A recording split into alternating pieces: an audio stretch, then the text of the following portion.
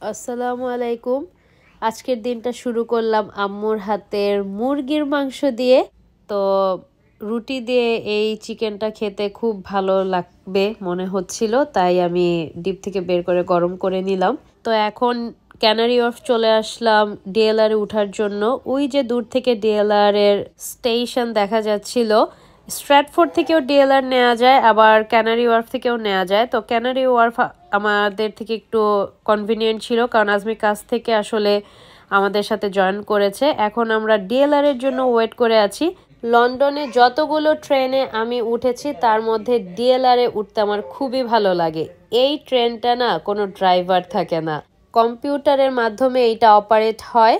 একদম driverless train লন্ডনে বলতে পারেন। আর এটা চড়তেও এত ভালো লাগে, একদম ফ্রন্টে যদি বসা যায় তাহলে পুরা ভিউটা দেখা যায়। এই তো আমি আর আজমি নাভিয়াকে নিয়ে ট্রাই করছিলাম একদম ফ্রন্ট সিটে বসার জন্য, কিন্তু সামনে আরেকটা বাচ্চাকে নিয়ে তার ফ্যামিলি বসেছে।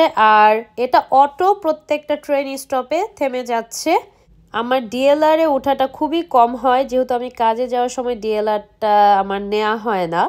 তো যখনই আমি দেখি কোথাও যাওয়ার জন্য ডিএলআর নিতে হবে, সেই সুযোগটা আমি ছাড়ি না। কারণ লন্ডনে আসার পরে আজমি যখন আমাকে প্রথমেই ডিএলআর এ উঠিয়েছিল, আমার কাছে খুবই ভালো লেগেছিল।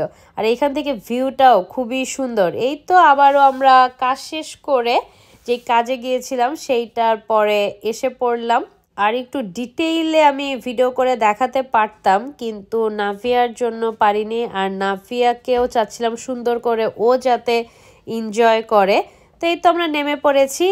ফুল ডিএলআরটা এই যে এই রকম রেড কালারের, অপোজিট যে প্ল্যাটফর্ম সেখানে এসে থামছিল। তারপর আমরা খেতে চলে গিয়েছি, কিন্তু খুবই খুবই খুবই একটা পচা রেস্টুরেন্টে খেতে গিয়েছি। এটা হচ্ছে হোয়াইট চ্যাপেলের সোনারগাঁ। খুবই বাজে খাবার, বিগ নো।